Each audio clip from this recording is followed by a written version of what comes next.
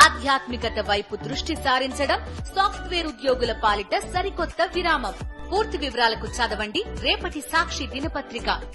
YSR Congress party అధ్యక్షుడు YS Jaganmohan Reddy మరి కాసేపట్లోనే గుంటూరు రాబోతున్నారు. గుంటూరు జిల్లా జైల్లో ఉన్నటువంటి మాజీ ఎంపీ నందిగామ సురేష్ని పరామర్శించున్నారు. ఆయన కుటుంబాన్ని కూడా, ఆ కుటుంబ సభ్యులతో కూడా మాట్లాడి వాళ్ళకి ధైర్యం చెప్పనున్నారు. వైఎస్ఆర్ కాంగ్రెస్ పార్టీకి సంబంధించిన నేతలపైన, కార్యకర్తలపైన గడిచినటువంటి 3 నెలలుగా జరుగుతున్నటువంటి అరాచకాలు, ముఖ్యంగా దాడులు, అక్రమ కేసులు, వీటన్నిటి కూడా వైఎస్ జగన్మోహన్ రెడ్డి నిరసిస్తూ ఈరోజు తన ముఖ్యంగా రాష్ట్ర ప్రభుత్వం ఏ విధంగా వ్యవహరిస్తుందో దాన్ని ప్రజలందరి దృష్టికి తెలియజేయనున్నారు. మనతో పాటు మాజీ ఎంపీ నందిగం సురేష్ భార్య ఉన్నారు, బేబీలతో. ఆమెతో మాట్లాడదాం.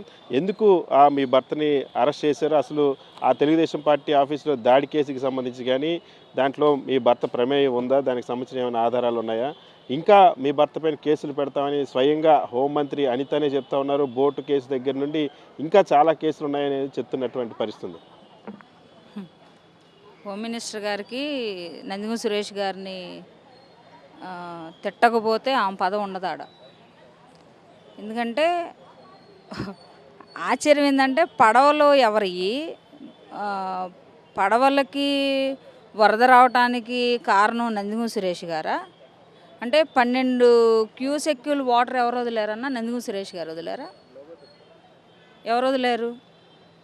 అంటే హోమ్ మినిస్టర్ గారికి అంటే మాట్లాడినంతసేపు ఆవిడ నేను విన్నానన్నా, ఆవిడ మాట్లాడినంతసేపు మాట్లాడి లాస్ట్లో ఏమంటుందంటే, మీ మీడియా వాళ్ళందరూ ఇంకా నేను క్లారిటీగా తెలుసుకోకపోతే మళ్ళీ మా మీద మీరు గుచ్చి ఏయో ట్రోల్ చేస్తూ ఉంటారు, అది కాదు, నేను ఇంకా క్లారిటీగా తెలుసుకుంటాను. నువ్వు ప్రత్యక్షంగా నందిగం సురేష్ గారి ఫోటో వెనకమాల పెట్టుకొని, తర్వాత అంటే పడేలాగా పెట్టుకొని, పక్కన మీరు ప్రెస్ మీట్లో మాట్లాడతా వీడెవడో నందిగం సురేష్ ఏంటి, ఆ భాష ఏంటి? ఆడ మనిషివి కదా నువ్వు, మగ మనిషిని వాడు వీడు అని సంబోధించే హోదానా అనేది? నువ్వు హోమ్ మినిస్టర్ కదా. ఈ మొన్నటిదాకేమో జగనన్ననే పులివెందుల ఎమ్మెల్యే గారు, ఇప్పుడేమో వీడెవడో ఉన్నాడు నందిగం సురేష్ గారు. నువ్వు వినండి అన్న, మీరు క్లారిటీగా చూడండి. హోమ్ మినిస్టర్ గారికి నేనైతే ఒకటే చెప్తున్నా, ఆవిడ స్థాయి నాకు కాకపోవచ్చు, ఒకవేళ ఆమెకున్న హోదాలు నాకు లేకపోవచ్చు. మళ్ళీ చెప్తున్నా, ఎక్కడికైనా తన బిడ్డలను తీసుకొని తను ఆరోపించే ఆరోపణలు నిజమని ప్రమాణం చేయమను. నా 2 బిడ్డలని నాతో పాటే తెచ్చుకున్నాను, ప్రమాణానికి వస్తుందేమో హోమ్ మినిస్టర్ గారిని మీడియా సాక్షిగా అడుగుతున్నా నేను.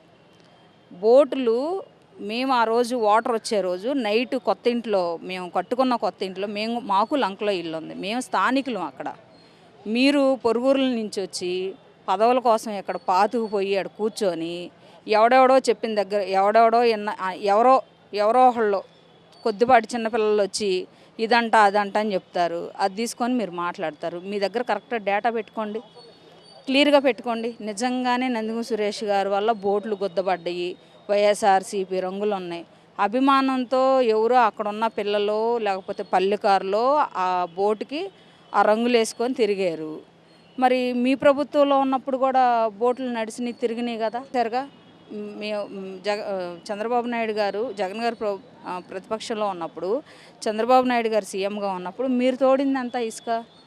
నా భర్త ఎక్కడైనా ఒక ట్రాక్టర్ పెట్టి, ఒక లారీ పెట్టి ఇసుక తోడిచ్చాడు, ఒక జేసీపీ ఉంది, ఒక పడవ ఉంది అని మీరు నిరూపించండి.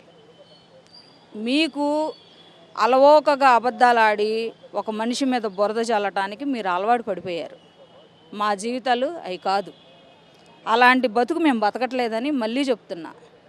మీరు తప్పుడు కేసులు పెట్టి అధికారం చూపించుకొని ఒక 100 మంది పోలీసులు దించి, ఒక 50 మంది పోలీసులను దించి మీరు మమ్మల్ని ఏదో రకంగా మానసికంగా కుంగదీయాలి, మేము కూడగట్టుకున్న సాక్ష్యాలు నాశనం చేయాలి, లేదా ఏదో రకంగా మానసిక క్షోభ పడాలి అంటే నువ్వు ఎవరితో పెట్టుకోవాలి? నిన్నెవరో అన్యాక్రాంతంగా నీ మీద కేసులు పెట్టారు, నీ మీద ఎవరు ప్రతిపక్షంలో ఉన్నప్పుడు నిన్నెవరు దూషించారు, ఎవరు ద్వేషించారు, నువ్వు వాళ్ళతో తేల్చుకోవాలి. చంద్రబాబు నాయుడు గారికి ఉన్న పర్సనల్ గ్రడ్జ్తో నా భర్తను వేధిస్తుంటే నువ్వు కూడా భాగం అవటం హాస్యంగా ఉంది. నడుచుకుంటే చిన్నపాయ పెద్దపాయ అని 2 ఏర్లు ఉంటాయి అన్న. నేను స్థానికురాలను కాబట్టి చెప్తున్నా, నా గ్రామం అంతా ఇన్నిద్ది ఈ మాటలో. చిన్నపాయ పెద్దపాయ అని రెండు చిన్న వేరు వేరు. చిన్నేరు వచ్చేటప్పుడు చిన్న చిన్న పడవలు వచ్చి ఆ దరికి దాటిస్తారు. ఆ మధ్యలో ఒక ఇల్లు కట్టుకొని ఉంటారు అందరూ. మా పొలంలో కూడా మేము ఇల్లు కట్టుకున్నాం. మేము ఆ దరికి వెళ్ళేటప్పుడు పడవలో వెళ్ళాం. తిరిగి వచ్చేపాటికి మాకు నడుము లోతుకు నీళ్ళు వచ్చినాయి. అంటే ఈ లోపల మేమే ఇంట్లో ఉన్న సామాను సర్దుకోవడానికి కుదరలేదు. అక్కడ బోటులు ఎవరెవరికైతే ఏ వ్యక్తులకైతే ఉన్నాయో వాళ్ళు లంగర్లు వేసారో, వాళ్ళు తీగలతో కట్టారో, అసలు ఆ సబ్జెక్ట్ మాకు తెలియదు కదా.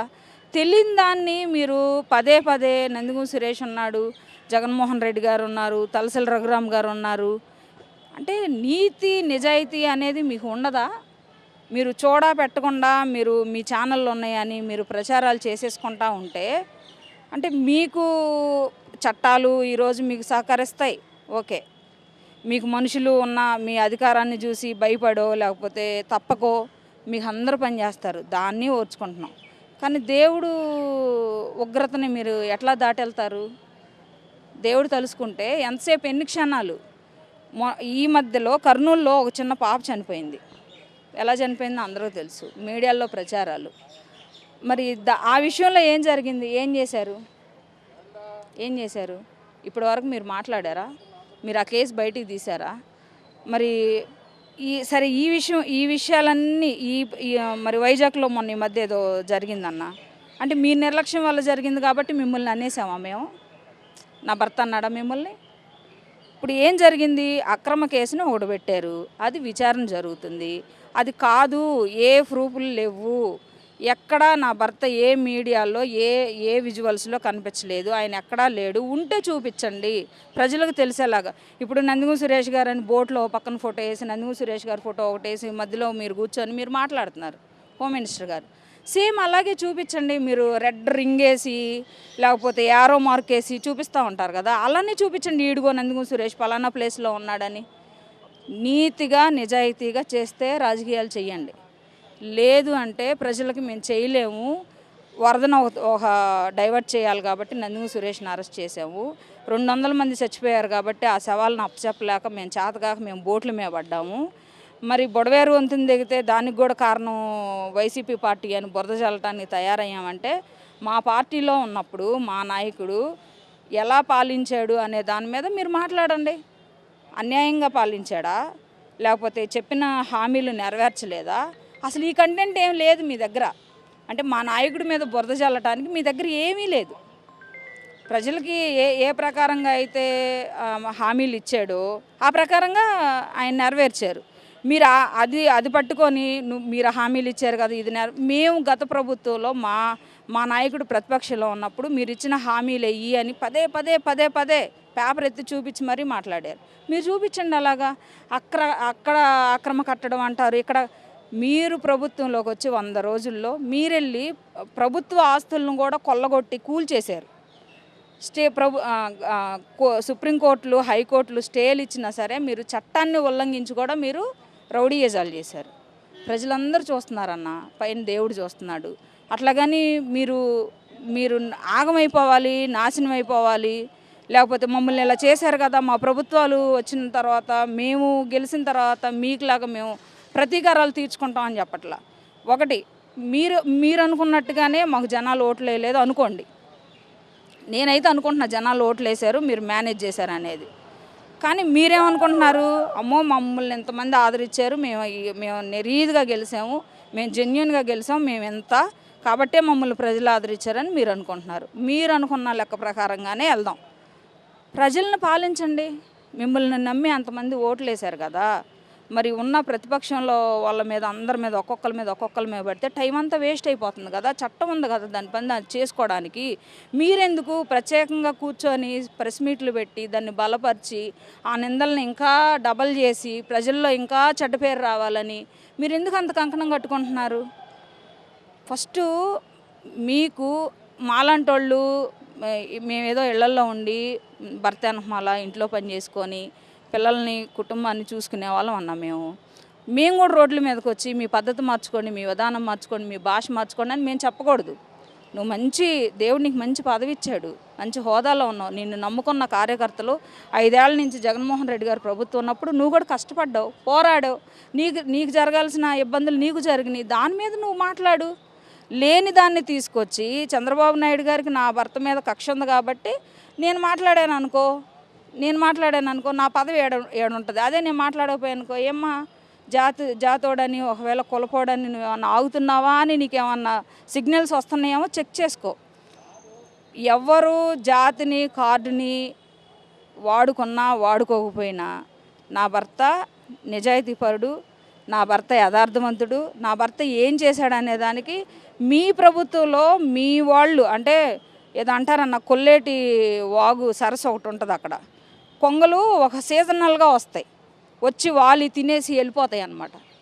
అట్లాగే మీ పార్టీలో ఉన్న వ్యక్తులందరూ ఒకనొక టైంలో మా పార్టీ గెలిచిన తర్వాత మా పార్టీలో కష్టపడ్డ వాళ్ళకు కూడా మేము పనులు చేసుకోకుండా కులాలు లేవు, మతాలు లేవు, ప్రాంతాలు లేవు అని జగన్మోహన్ రెడ్డి గారు అందరికీ ఒకేలాగా బటన్ నొక్కి ప్రజలకి నేరుగా వాళ్ళ అకౌంట్లో వెళ్ళేలాగా పాలించి ఈరోజు మీరు వచ్చిన 100 రోజుల్లో పలానోళ్ళకి పెన్షన్ లేదు, వాళ్ళు వైసీపీకి ఓటేశారు, పలానోళ్ళకి అది లేదు, వాళ్ళు వైసీపీ, పలానోళ్ళు రోడ్ల మీద తిరగడానికి వెళ్ళలేదు, వాళ్ళు వైసీపీ, పలానోడు బండి తిరగడానికి వెళ్ళలేదు, వాడు వైసీపీ, పలానోడు కారు పట్టుకొని సీజ్ చేయండి, వాడు వైసీపీ. అంటే మీకు పార్టీ మీద రాజనీతి ఏంటంటే అన్న, నీకు నాకు ఒక యుద్ధం జరుగుతుంది అనుకోండి, నా యుద్ధం ఏంటి, నువ్వు ఎక్కువ మంది నాయకులను గెలుచుకొని నువ్వు ఎక్కువ మంది ప్రజలను సంపాదించుకొని నీ దగ్గర పెట్టుకునేది యుద్ధం. ఆ యుద్ధంలో ప్రతిపక్షంలో ఉన్న ఎంతమంది నాయకులు నువ్వు యువతలో తీసుకొచ్చుకున్నావు, ఎంతమంది జనాల్ని నువ్వు డైవర్ట్ చేసుకున్నావు అనేది రాజనీతి. నువ్వు కొట్టి చంపి తిట్టి నీ ఇష్టానుసారంగా నువ్వు ప్రవర్తించి ఇదంతా భగవంతుడు చూస్తాడన్న, ఇబ్బంది. ఖచ్చితంగా పూర్తిగా తన భర్త పైన చంద్రబాబుకి వ్యక్తిగత కక్ష ఉంది. ఆ కక్షతోనే ఈరోజు అక్రమ కేసులు పెడతా ఉన్నారు. తెలుగుదేశం పార్టీ ఆఫీసుకి సంబంధించి ఒక్క ఆధారమైన చూపించడం లేదు. అంతేకాకుండా హోంమంత్రి ఇష్టానుసారంగా హోంమంత్రి అనిత ఆరోపణలు చేస్తున్నారు. నిజంగానే హోంమంత్రికి నిజాయితీ ఉంటే తన బిడ్డలతో తీసుకొచ్చి ప్రమాణం చేస్తారా, నేను నా బిడ్డలను తీసుకొచ్చి ఆ కేసుల్లోనూ ఆ వ్యవహారంలో నా భర్త లేడని నేను ప్రమాణం చేస్తానని చెప్పి నందిగం సురేష్ భార్య హోంమంత్రికి సవాల్ విసురుతున్న పరిస్థితి. వీడియో శివతో సతీష్, సాక్షి టీవీ, గుంటూరు.